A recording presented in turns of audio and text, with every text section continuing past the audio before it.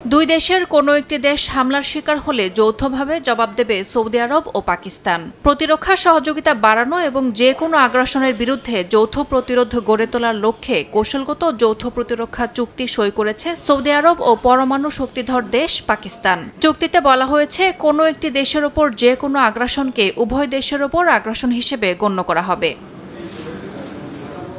স্থানীয় সময় বুধবার সৌদি আরবের রাজধানী রিয়াদে দেশটির যুবরাজ মোহাম্মদ বিন সালমান ও পাকিস্তানের প্রধানমন্ত্রী শাহবাজ শরীফ এই চুক্তিপত্র সই করেন বলে জানিয়েছে দুই দেশের সংবাদ মাধ্যম।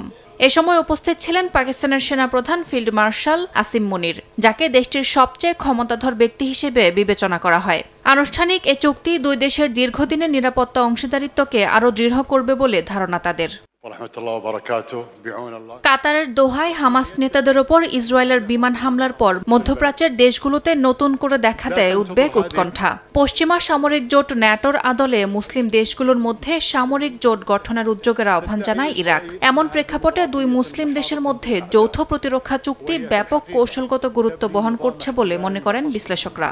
তবে সৌদি আরবের এক জ্যেষ্ঠ কর্মকর্তার দাবি, এটি কোনো বিশেষ দেশের বিরুদ্ধে নয়, বরং দুই দেশের দীর্ঘমেয়াদী সহযোগিতার প্রাতিষ্ঠানিক রূপ।